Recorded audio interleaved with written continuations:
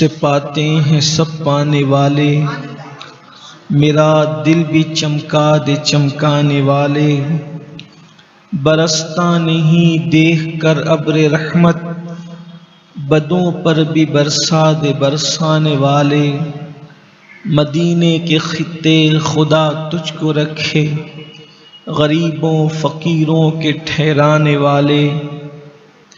अब आई शफाअत की साअत अब आई, ज़रा चैन ले मेरे घबराने वाले। रज़ा नफ्स दुश्मन है दम में न आना, कहाँ तुमने देखे हैं चंद्राने वाले। माह रमज़ान शरीफ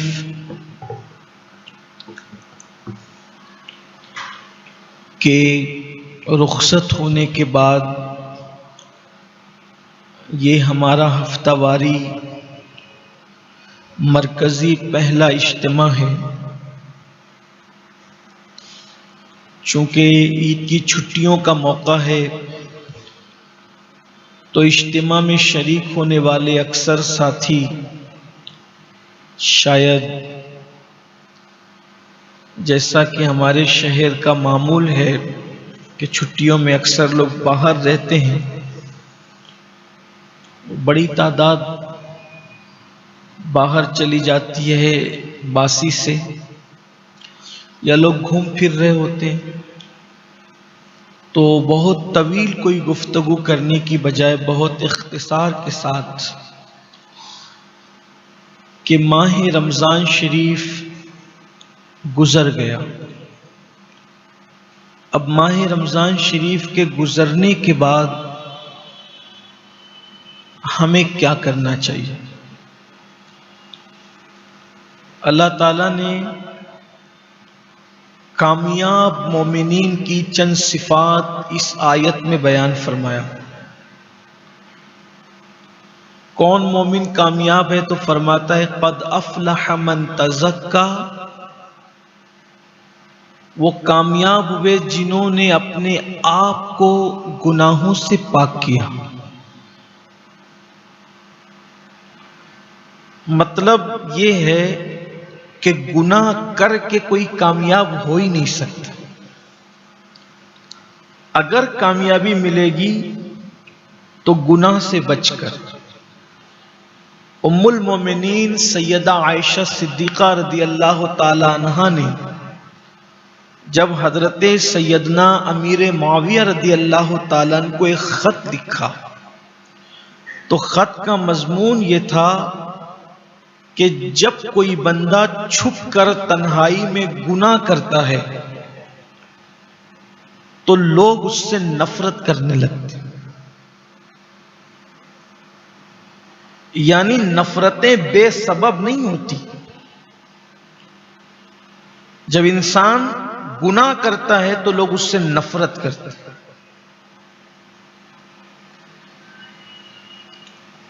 मौजूदा हालात में कौम के मुदब्बिरीन, मुफक्किरीन, खुतबा, उदबा इस बात पर ज्यादा जोर दे रहे हैं कि लोग हमसे नफरत क्यों कर रहे हैं। वाज़े गुनाह करोगे तो लोग आपसे नफरत करेंगे। मोहब्बत क्यों करेंगे? तो कुरान कहता है इन्नल लदीना आमनु व आमिलुस सालिहात सयजअलु लहुमुर रहमानु वुद्दा, कि जो ईमान लाने के बाद नेक अमल करता है अल्लाह उसकी मोहब्बत को लोगों के दिलों में उंडेल देता है। मेयारे मोहब्बत क्या है? यानी दुनिया मोहब्बत करने पर मजबूर होगी उनसे जो नेक अमल करें ईमान लाने के बाद, और जो पाप करें, जो जराइम करें, पूरी दुनिया हमसे नफरत कर रही है। नफरत की वजह हमारे गुनाह हैं। कभी कभी लोगों को ये बात कही जाती है तो लोग कहते हैं कि ये मौलवी लोग जो है वो हर बात गुनाह पे ला करके डालते हैं। हम कहते हैं अगर अल्लाह के कुरान पर ईमान लाए हो तो कुरान कह रहा है कि जो ईमान लाने के बाद नेक अमल करे अल्लाह उनकी मोहब्बत को लोगों के दिलों में उंडेल देता है। ईमान के बाद ईमान तो है, नेक अमल कहां है? और उम्मुल मोमिनीन का यह फरमाना कि जो तन्हाई में छुपकर गुनाह करे, अल्लाह लोगों के दिल में उसके लिए नफरत पैदा करता है। यहां मुसलमानों के दिल में नहीं फरमाया, लोगों के दिल में फरमाया। लोग नफरत करेंगे। आप देखें, हम झूठ हम बोलें, चोरियां हम करें, गीबत हम करें, बदी कितनी आम हो रही है मुस्लिम माशरे में, शराब, नशा, भंग, चरस, इंटरनेट का हराम इस्तेमाल, लोग नफरत न करेंगे। एक बात याद रखें कि अगर सब नफरत करें और कुदरत मोहब्बत करे, फिर सब की नफरतें खत्म होती है, क्योंकि अल्लाह फरमाता है जिससे मैं मोहब्बत करता हूं, फिर जिब्रील से कहता हूं कि जिब्रील वो फुला बंदे से मैं मोहब्बत करता हूं, तो तुम भी मोहब्बत करो। जिब्रील उससे मोहब्बत करता। जो महबूब खुदा होता है वो महबूब जिब्रील भी हो जाता है। फिर जिब्रील ऐलान करते हैं आसमान वालों में कि मैं और अल्लाह मोहब्बत करते हैं फुला इब्ने फुला से, तुम भी मोहब्बत करो। तो आसमान के फरिश्ते उससे मोहब्बत करने लगे, वो महबूब मलाइका भी हो जाता है।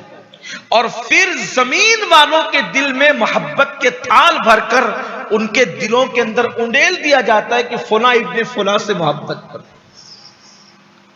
सरकार गरीब नवाज आपके कौन लगते हैं? दादा, परदादा, खानदान क्या है कोई खानदानी रिश्ता? कोई कबीले का रिश्ता नहीं, कोई खानदानी रिश्ता नहीं। वो संजर में पैदा हुए, आप हिंद में पैदा हुए, लेकिन अपने बाप दादाओं से ज्यादा उनसे मोहब्बत करते हो कि नहीं करते? क्यों करते हो?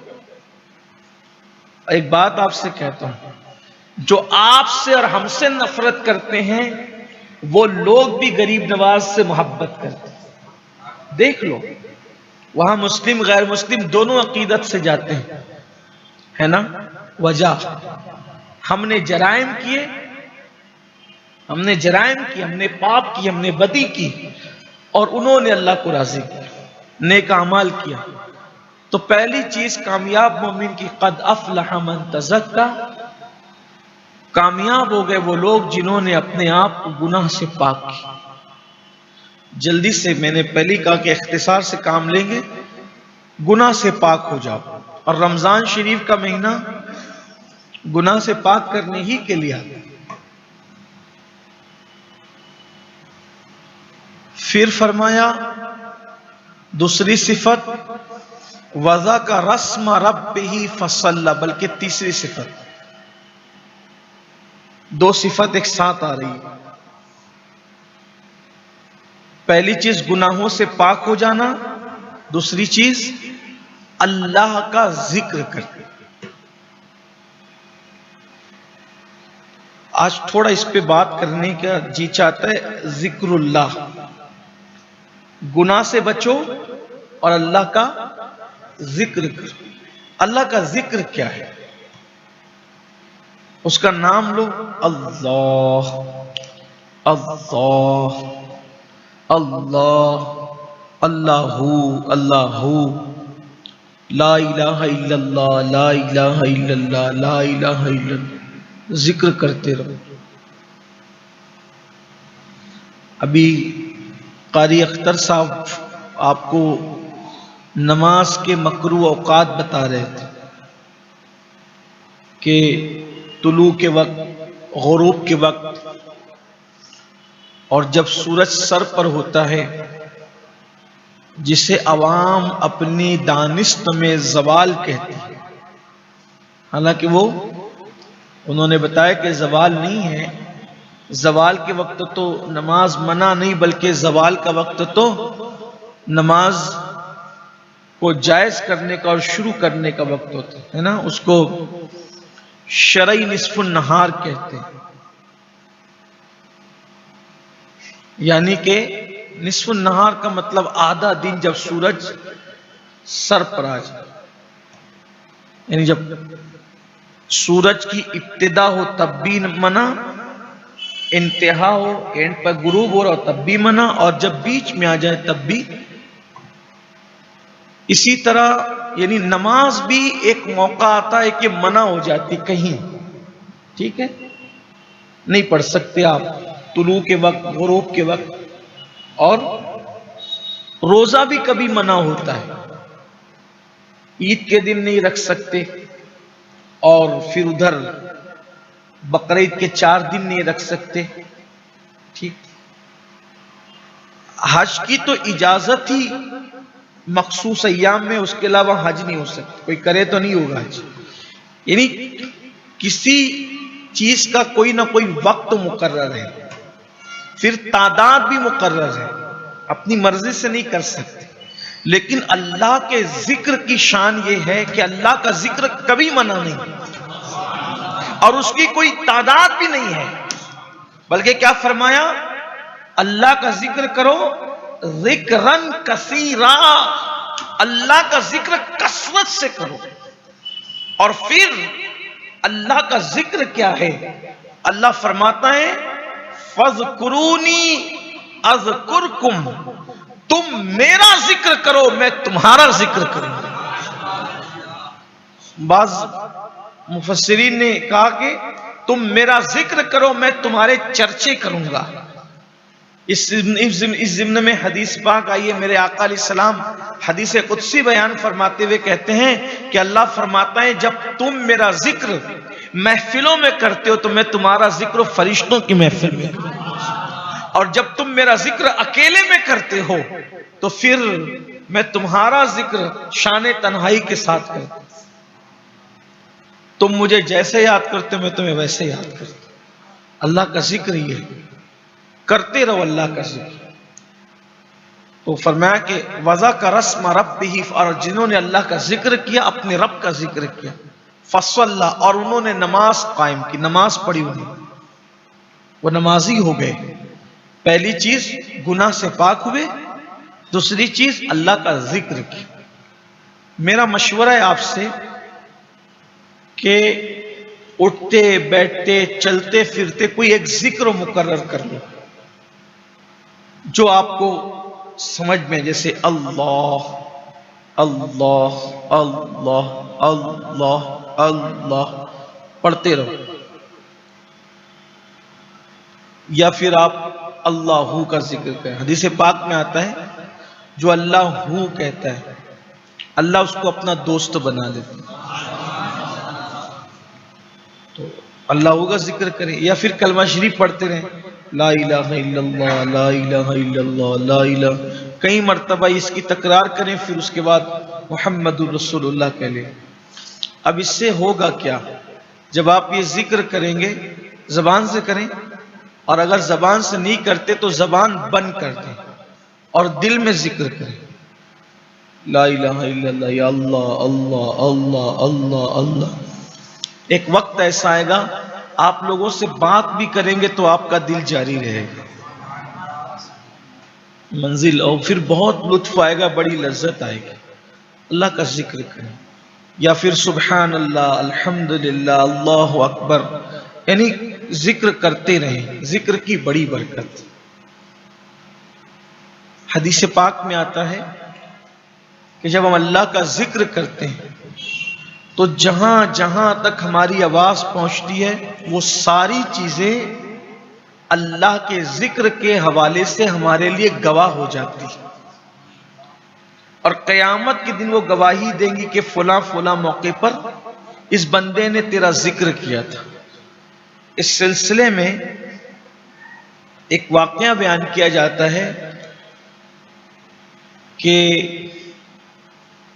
हमारे वाकये से पहले एक बात बताऊं कि हमारे असलाफ का तरीका था, जब वो पहाड़ों में जाते, जंगलों में जाते, तो वो जोर से अल्लाह का जिक्र करते, उनको गवाह बनाने के लिए, जंगल के दरख्तों को, पहाड़ों को गवाह बनाने के लिए। एक मर्तबा इमाम अहले सुन्नत सैयदी आला हज़रत सफर में थे, तो जब इसी आप नमाज का वक्त आया तो आपने खुद अजान दी, इमाम ने खुद अजान दी, इमाम अहले सुन्नत सैयदी आला हजरत ने खुद अजान पढ़ी। लोगों ने कहा कि हजरत आपने अजान पढ़ी, तो फरमाया हाँ, मैं इन पहाड़ों को अपने ईमान पर गवाह बनाना चाहते हैं। लोग जब पहाड़ों में जाते हैं तो अपना नाम लिखते हैं। उन दीवानों को चाहिए कि अपना नाम लिखने की बजाय वो अल्लाह का नाम लेना, ताकि क़यामत के दिन वो पहाड़ भी गवाही दे कि मौला इसने हम पर पहुंचकर तेरा जिक्र किया। इस सिलसिले में एक वाकया बयान किया जाता है कि सैयदना इब्राहीम इब्ने अदहम रदी अल्लाह ताला अन्हु ने चंद कंकरियां ली और चंद कंकरियां लेकर उनके सामने कहा, ला इलाहा इल्लल्लाह, ऐ कंकरियों गवाह रहना कि मैं अल्लाह की तौहीद बयान कर रहा हूं, मैंने अल्लाह का जिक्र किया, तुम गवाह रहे। और फिर उन कंकरियों को जमीन पर डाल दिया। उस रात सोए तो ख्वाब में क्या देखा कि हिसाब किताब हो रहा है और अल्लाह की तरफ से हुक्म होता है कि इसको जहन्नम में ले जाओ। किसको? हजरत इब्राहीम इब्ने अदहम रज़ी अल्लाह, इसको जहन्नम में ले जाओ। तो फरिश्ते पकड़कर जहन्नम में ले जाते हैं। तो जहन्नम के पहले दरवाजे पर पहुंचे तो वहां पर एक कंकरी को बहुत बड़ी चट्टान की शक्ल में खड़ा हुआ पाया और वो कंकरी कह रही थी कि मैं इसको जाने नहीं दूंगी क्योंकि इसने मुझे गवाह बनाकर अल्लाह का कलेमा पढ़ा। फरिश्ते दूसरे दरवाजे पे ले गए तो दूसरी कंकरी को पाया, तीसरे दरवाजे पे ले गए तो तीसरी कंकरी को पाया, हत्ता के सारे दरवाजों पे वो कंकरियां बड़े चट्टान की शक्ल में थी। फिर हुक्म होता है कि इसे जन्नत में ले जाओ। यानी अल्लाह वालों को ये बताया जाता है ताकि उनके आमाल का फायदा, या ख्वाब में आम लोगों को भी बताया जाता है मोमिनीन को, ताकि उनको पता चले कि उन्होंने जो अमल किया उसकी बरकतें क्या है। तो अल्लाह का जिक्र करो। ये जो बड़बड़ करते हो ना, बकबक करते हो, ये खत्म करो। कोशिश करो ज्यादा से ज्यादा अल्लाह का जिक्र करने की। और बहुत मुख्तसर मुद्दत लेकर के हम आए हैं इस दुनिया में, इसलिए कोशिश करो। और फिर मैं लोगों से कहता हूं, पहले ही मैंने कहा कि कलमे तैयबा से बढ़कर अल्लाह का कोई जिक्र नहीं। अफजलुल जिक्र ला इलाहा इल्लल्लाह, सबसे बेहतरीन जिक्र कलमा शरीफ है। कलमा शरीफ पढ़ो, बहुत बरकत है उसकी। अगर आप कलमा शरीफ इस तरह पढ़ते हैं, ला इलाहा इल्लल्लाहु मुहम्मदुर रसूलुल्लाह सल्लल्लाहु अलैहि वआलिहि वसल्लम, इस तरह पढ़ते हैं, आपको जिंदगी में कोई दूसरा वजीफा करने की जरूरत नहीं। इसी कलमे शरीफ और दुरूद शरीफ की बरकत से आपकी रोजी में बरकत होगी, आपकी उम्र में बरकत होगी, आपके रुके हुए काम हो जाएंगे, आपके मसाइल हल हो जाएंगे। हर दर्द की दवा इसके अंदर मौजूद है। कलमे शरीफ की बहुत बरकत। हदीस पाक में आता है कि जब भी कोई बंदा कलमे तैयबा पढ़ता है, ला इलाहा इल्लल्लाहु मुहम्मदुर रसूलुल्लाह सल्लल्लाहु अलैहि वसल्लम, तो अल्लाह का अर्श झूमने लगता है, घूमने लगता है, उस पर वजद की कैफियत तारी होती है। अल्लाह फरमाता है, ए अर्श रुक जा, साकिन हो जा। अर्श कहते हैं, मौला कैसे रुकूं, आज एक बंदे ने कलमा पढ़ा है, जब तक उसकी बख्शिश नहीं होगी मैं कैसे रुक सकता हूं। तो निदा आती है, ए अर्श तू तो बाद में झूमना शुरू हुआ, उसका कलेमा भी मुकम्मल नहीं हुआ था, हमने उसकी मगफिरत फरमाई। कलेमा शरीफ बार बार पढ़ने की आदत है। और जब भी कलेमा शरीफ पढ़ो तो नियत ये कर लो कि हम तजदीद ईमान कर रहे हैं, ईमान को नया कर रहे हैं, ईमान को ताज़ा कर रहे हैं। बार बार कलेमा शरीफ पढ़ो, उठते बैठते सोते जागते कलेमा शरीफ पढ़ो। लोग वजीफे लेते हैं, कौन सा वजीफा करें। मैंने इससे पहले रमजान शरीफ पे भी एतिकाफ वालों को मैंने यही अर्ज किया कि लोग वजीफे लेते हैं, मुश्किल मुश्किल वजीफे। आपसे पूछता हूं, ये कलेमा जिसे हम कलमे तैयबा कह रहे हैं, अल्लाह ने अर्श पर लिखा।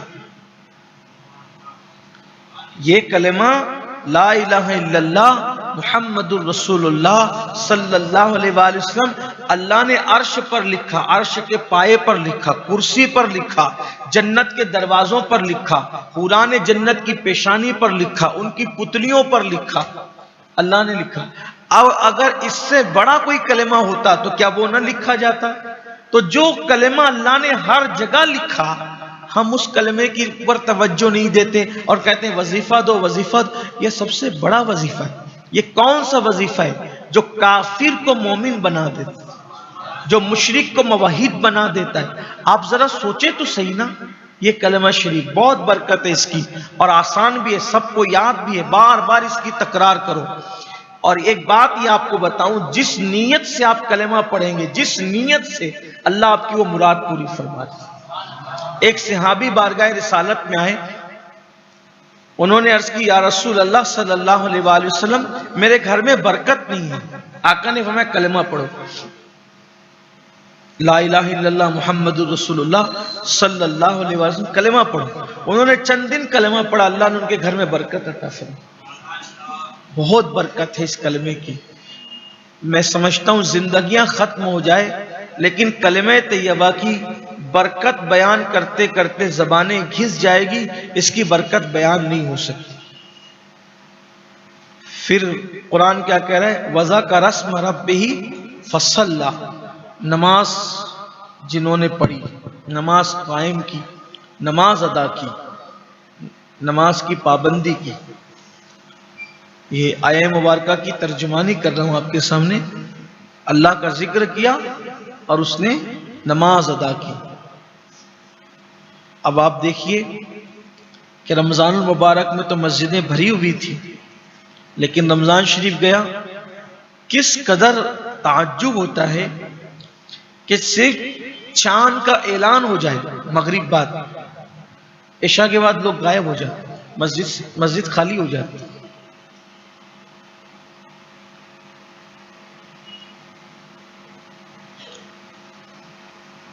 अल्लाह के रसूल अलैहिस्सलाम इरशाद फरमाते हैं, अला ला दीन अला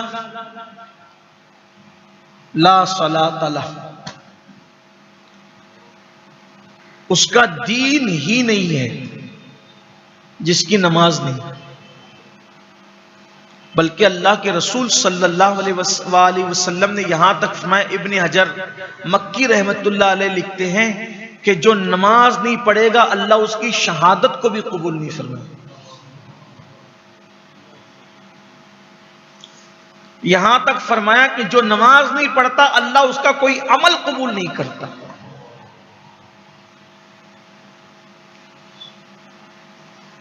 हुजूर के असहाब में कुछ सहाबा थे जो मुफ्ती थे, सहाबा में मुफ्ती थे।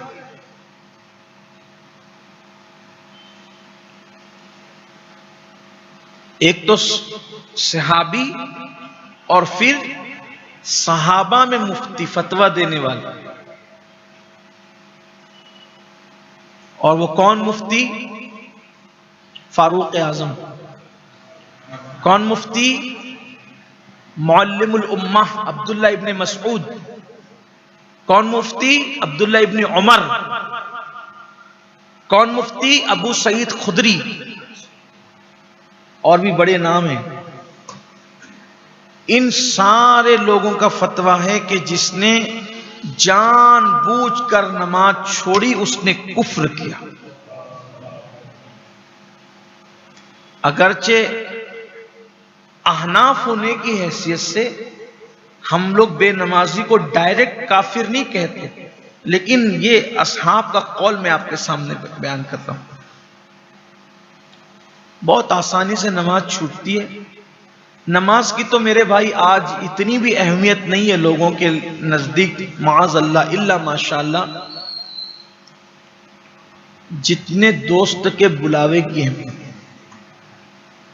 अगर एक दोस्त तो फोन करके एक दिन में 10 बार बुलाए तो दूसरा दोस्त 10 बार जाता है।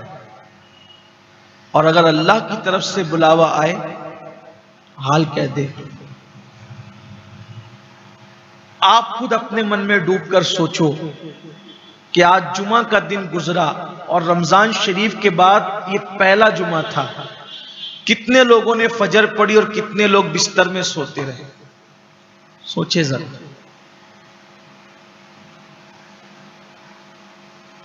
मुसलमान अगर कुछ ना भी करे, कुछ ना करे, सिर्फ सच्चा नमाजी बन जाए हर मुसलमान, आप देख लेना वल्लाह तल्ला बिल्ला दुनिया में ना इंकलाब आए तो फिर कहना। लेकिन अगर आप परसेंटेज निकालें तो आपको पता चलेगा कि 95% मुसलमान पूरी दुनिया में नमाज नहीं पढ़ते। पूरी दुनिया की बात कर रहा हूं। 5% लोग बमुश्किल नमाज पढ़ते हैं। हमारी जमात के एक बहुत बड़े मुकर्रिर थे, वो बहुत अच्छी बात कहते थे, मैं उनका जुमला नकल कर रहा हूं। वो कहते थे कि जुमा के दिन नमाज पढ़ने के लिए मुसलमान आते, मस्जिदें कम पड़ जाती। मस्जिदें जब कम पड़ती हैं लोग रोड पर पढ़ने लगते हैं। अभी मैं इफ्ता की जबान में बात नहीं कर रहा हूं, वैसे मैं मुफ्ती तो हूं भी नहीं, रोड पे पढ़ सकते हैं या नहीं पढ़ सकते ये तो मुफ्तियान किराम तय करेंगे, लेकिन मैं उन खतीब साहब का जुमला नकल कर रहा हूं, आप उसको सुने। अच्छी बात की उन्होंने, अब तो पर्दा फरमा गए, अच्छी बात कहते थे। मस्जिद भर गई, लोग रोड पे नमाज पढ़ने लगे।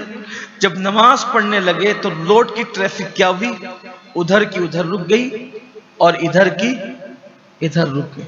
ठीक, किसी को ऑब्जेक्शन भी नहीं होती, रोकने वाले रोक लेते। होता है कि नहीं होता? वो बोलते थे कि मुसलमान हफ्ते में 2 रकअत नमाज पढ़ने आया, हर मुसलमान आया।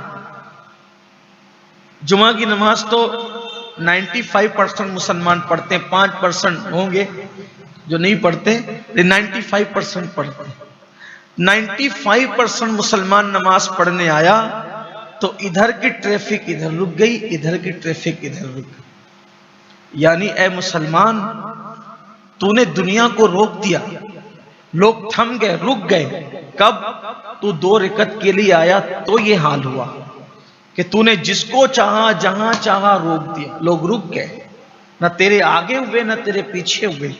अगर मुसलमान 2 रकअत पढ़ने के लिए पूरी दयानतदारी के साथ मस्जिद में आ जाए तो तुम दुनिया का निजाम रोक सकते। 2 रकअत पढ़ने के लिए आ गए तो ट्रैफिक का निजाम रुक गया। अगर 5 वक्त की नमाज पढ़ने आ जाओगे तो दुनिया का निजाम तुम अपने एतबार से चला सकते हो। और था यही हालात, यही थे। हमने कभी एयरपोर्ट पे नमाज पढ़ी तो हमने देखा कि जो लोग मुसलमान नहीं हैं, मैं अपनी बात खुद बताऊं कि मैंने देखा कि मियां बीवी बैठे हुए थे, नया जोड़ा कपल। मैंने जैसी मुसल्ला बिछाया नमाज पढ़ने के लिए, वो दोनों उठ करके वहां से कहीं और चले। एक मर्तबा मैं ट्रेन में नमाज पढ़ रहा था और किबले का रुख उस तरफ था जिस तरफ लोग रास्ते से गुजरते हैं। एक नौजवान गैर मुस्लिम था, उसने किसी को गुजरने नहीं दिया, कहा कि ये नमाज इनकी हो जाए। आप अंदाजा फरमाएं कि आज अगर हम ट्रेन में एयरपोर्ट पर नमाज पढ़ें तो लोग मुसलमान ना होकर भी आपका एहतराम करते हैं, ताजीम करते हैं। नमाज का एहतराम है, नमाज की ताजीम। हमें क्या हो गया, हम नमाज नहीं पढ़ते और नमाज छूटने का हमें एहसास भी नहीं। 500 की नोट गुम हो जाए तो पूरा दिन हमारा बेचैनी में गुजरता है, मूड ऑफ रहता है, 500 रुपये गुम हो गए। कभी नमाज छूटती है तो कभी उसका एहसास होता है। और याद रखना, जो बंदा गुनाह करे और उसको गुनाह का एहसास ना हो, मतलब ये है कि उसका ईमान उसके सीने से कहीं निकल तो नहीं गया। जिसे जख्म लगने का एहसास ना हो तो समझ जाओ कि उसके उज़्व में मुर्दगी पैदा हो गई। और जिसे गुनाह का एहसास खत्म हो जाए, एहसास से गुनाह चला जाए, समझ जाओ कि अल्लाह ना करे कि ईमान का तोता कहीं दिल से निकल तो नहीं गया। फिर कुरान कहता है, बल तुसिरून हयात दुनिया वल आखिरतु खैरु व अबका। और ये दुनिया खत्म होने वाली और आखिरत बेहतर है और बाकी रहने वाली। इसका मतलब ये जो हमने दुनिया से दिल लगा रखा है और दुनिया से चिपक गए हैं, दुनिया दुनिया दुनिया, अल्लाह के रसूल सल्लल्लाहु अलैहि वसल्लम ने फरमाया, मैंने ईदगाह पर भी ये उन्वान उठाया था, लेकिन वक्त की किल्लत की वजह से बात पूरी न हो सकी। हुजूर अकरम सल्लल्लाहु अलैहि वसल्लम फरमाते हैं अपने असहाब से कि एक वक्त तुम पर ऐसा आएगा कि जैसे भूखे दस्तरखान पे टूट पड़ते हैं खाने के लिए, वैसे लोग तुम पे टूट पड़ेंगे। और हदीस पाक का मफहूम है कि जैसे लोग एक दूसरे को बुलाते हैं ना दस्तरखान पे कि आओ खाना खाओ, आओ खाना खाओ, तो जैसे लोग एक दूसरे को खाने के लिए दस्तरखान पे बुलाते हैं, वैसे इस्लाम दुश्मन ताकतें एक दूसरे को तुम्हें बर्बाद और तबाह करने के लिए बुलाएगी। सब तुम पर एक साथ टूट पड़े। हो रहा है ना इससे, फुला मुल्क तुम भी आ जाओ, फुला मुल्क तुम भी आ जाओ, फुला सब बहती गंगा में हाथ धो।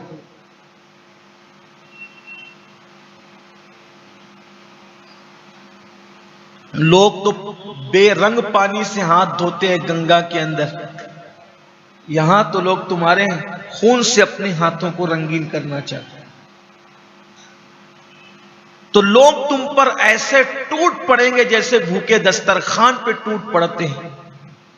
तो सहाबा किराम को हैरत हुई थी और अर्ज किया था, या रसूल अल्लाह सल्लल्लाहु अलैहि वसल्लम, क्या उस वक्त हमारी तादाद कम होगी? तो अल्लाह के रसूल अलैहिस्सलाम ने फरमाया कि तुम तादाद में बहुत ज्यादा हो, लेकिन तुम्हारी हालत ऐसे होगी जैसे समुंदर में झाग होती। समुंदर देखा है, उसके ऊपर जो झाग होती है ज्यादा होती है, लेकिन उसकी कोई हैसियत नहीं रहती। कचरे की तरह, कचरे को जिधर मौजें उठती है उसको गिराती है, उठाती है, गिराती है। तो पूछा, या रसूल अल्लाह, जब हमारी तादाद ज्यादा होगी फिर भी लोग हमसे ये सुलूक करेंगे तो उसकी वजह क्या होगी? तो मेरे आका ने फरमाया, उसकी वजह ये होगी कि मेरी उम्मत वहन का शिकार। सहाबा ने पूछा, हुजूर ये वहन क्या है? मल वहन या रसूल अल्लाह, ये वहन क्या चीज है? वहन किसे कहते हैं? तो अल्लाह के रसूल अलैहिस्सलाम ने फरमाया, वहन दो चीजों के मजमूए का नाम है, हुब्बुद दुनिया व करायतुल मौत। दुनिया से मोहब्बत और मौत से नफरत, ये मेरी उम्मत को बुज़दिल कर देगी। थोड़ी देर गौर करना, हमारे दिलों में दुनिया की मोहब्बत घुस गई। बड़ी माजरत के साथ, जो तबका बदकार है, दुनियादार है, वो तो है ही सब कुछ, लेकिन जो तबका मजहबी कहलाता है उनके दिलों में भी दुनिया की मोहब्बत घुस गई, इल्ला माशाअल्लाह।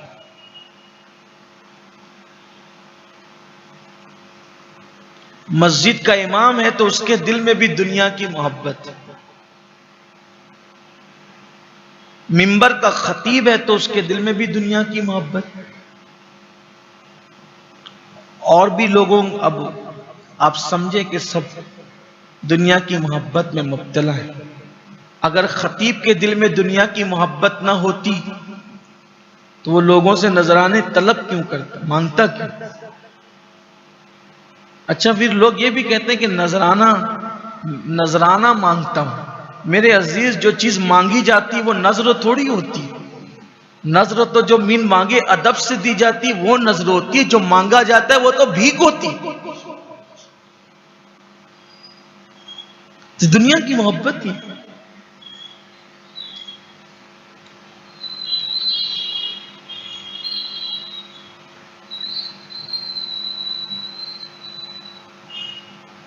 एक बहुत खूबसूरत सा वाकया ज़हन में आता है।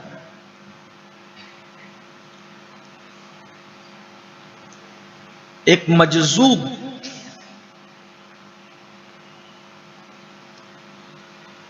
मस्जिद के जीने पर बैठते थे, लेकिन कभी मस्जिद में आते नहीं।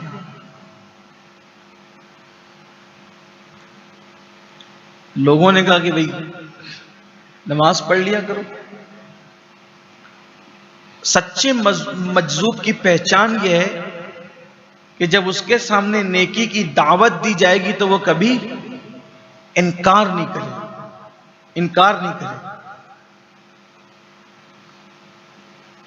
कार करे या न करे उसका एतबार नहीं, लेकिन वो इनकार भी नहीं करेगा। तो जब लोगों ने दावत दी नमाज की कि चलो नमाज पढ़ लो, नमाज पढ़ लिया करो,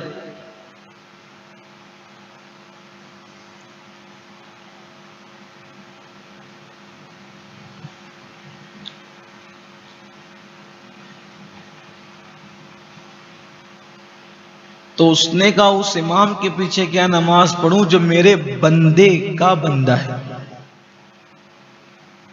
उस मजजूब ने क्या कहा, उस इमाम के पीछे नमाज क्या पढ़ूं जो मेरे बंदे का बंदा है। अब हंगामा हुआ कि इन्होंने हमारे इमाम को क्या कहा, मेरे बंदे का बंदा। तो इमाम तो अल्लाह का बंदा है। तो इस शख्स ने अल्लाह को माज़ अल्लाह अपना बंदा कह दिया। हंगामा, मारो काटो पकड़ो। यह मामला औरंगजेब के पास पहुंचा। अब औरंगजेब तो बड़े कट्टर शरीयत के पाबंद आदमी, उन्होंने कहा कि काजी को बोलो क्या हुक्म है। काजी साहब ने कहा उसको कत्ल करो, अल्लाह की शान में तौहीन की उसने। लेकिन उस वक्त एक अल्लाह के बरगजीदा बंदे भी रहते थे। उन्होंने फरमाया मुतकल्लिम अपने कलाम की मुराद को सबसे ज्यादा बेहतर जानता है, पहले उससे पूछो तो उसके कलाम की मुराद क्या है।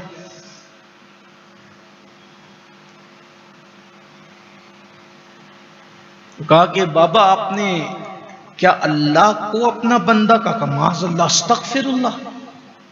कौन बदबख्त ऐसी बात कर सकता जो ऐसी बात कर रहा है? वो बदबख्त ही होगा जो ऐसी बात करेगा। मैंने ऐसा नहीं कहा। आपने कहा ना कि उस इमाम के पीछे क्या नमाज पढ़ूं जो मेरे बंदे का बंदा है। वाह, अच्छा ये बात है। बुलाओ इमाम को। इमाम आए।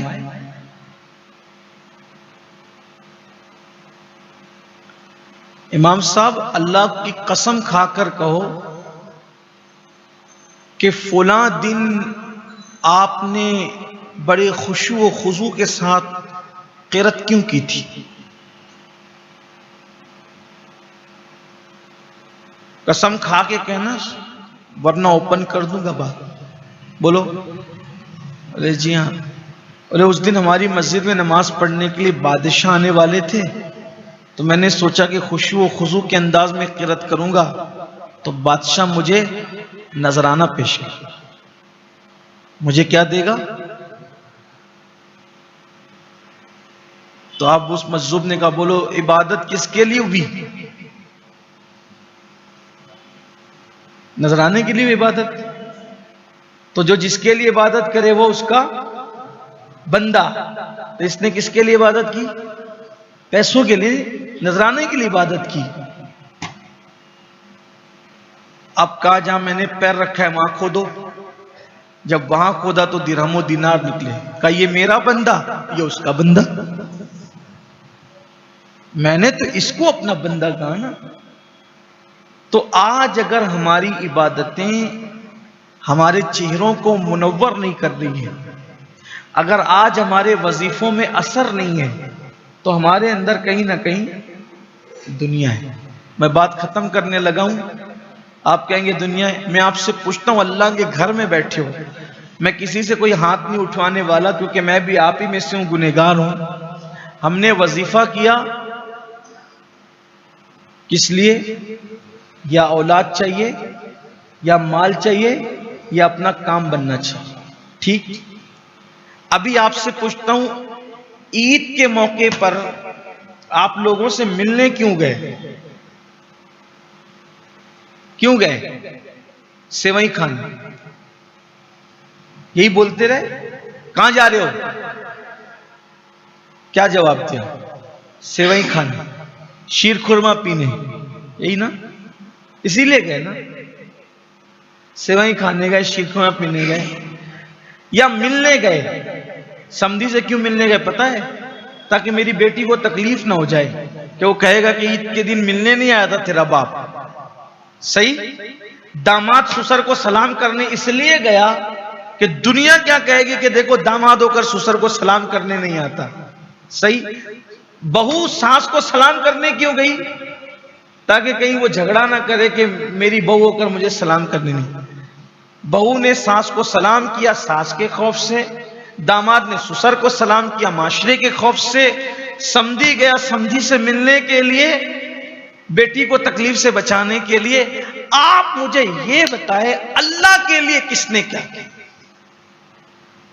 लोग सेवई खाने गए, शीरखुरमा खाने गए, चाय पीने गए, अल्लाह के लिए कौन गया?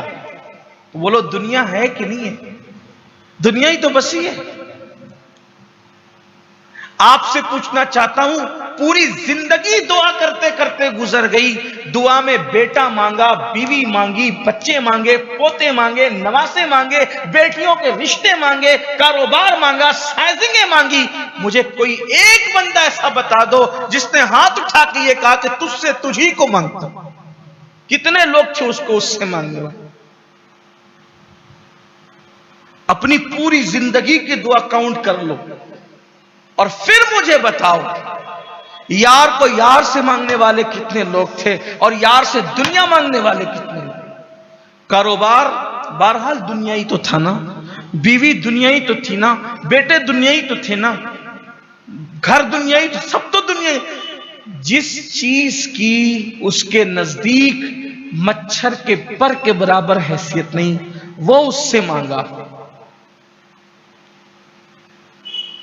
और उसकी ज़ात जिसका मुकाबिल कोई नहीं, ला जिद्द लहू वला मिद्द लहू वला मिस्ल लहू वला मिसाल लहू वला जवाब।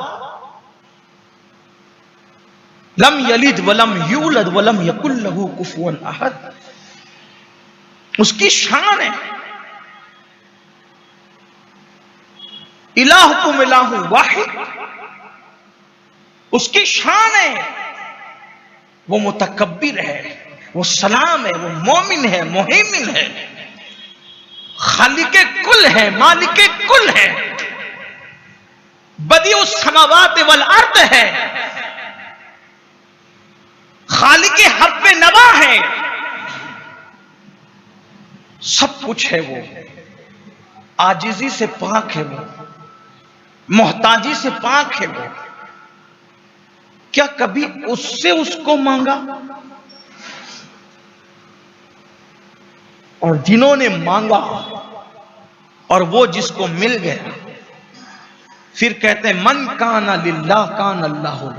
जो अल्लाह का हो जाता है पूरी कायनात उसकी।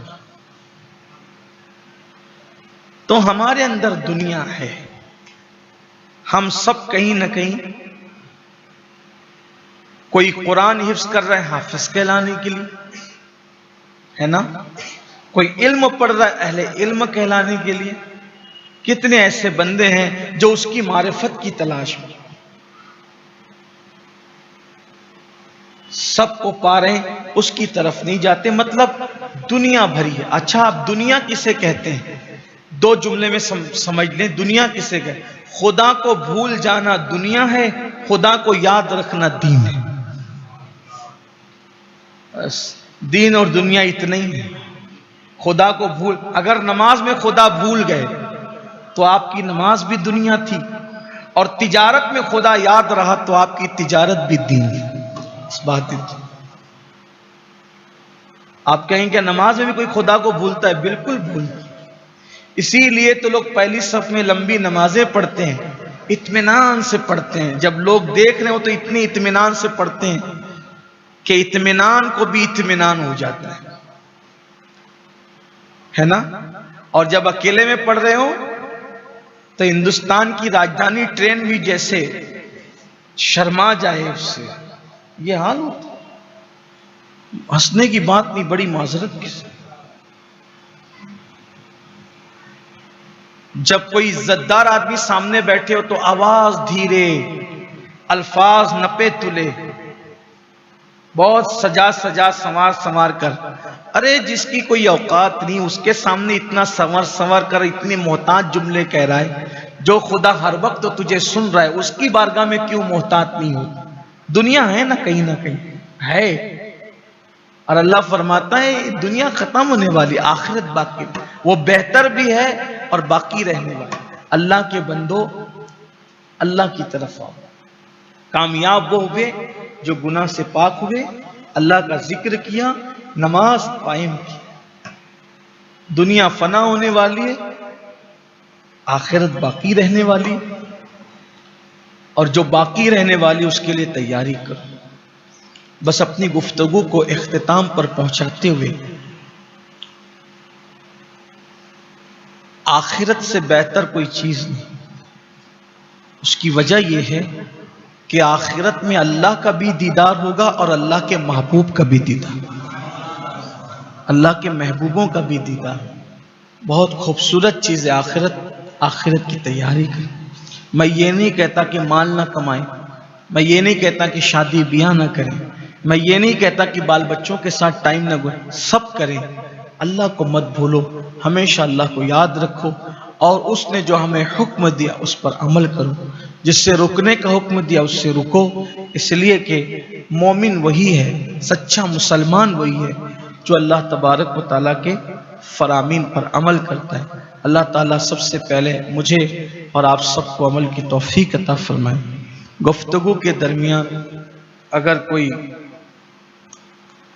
गलती हो गई हो तो अल्लाह अपने हबीब सल्लल्लाहु अलैहि वसल्लम के सदक़ों तौफ़ीक़ माफ़ फरमाए।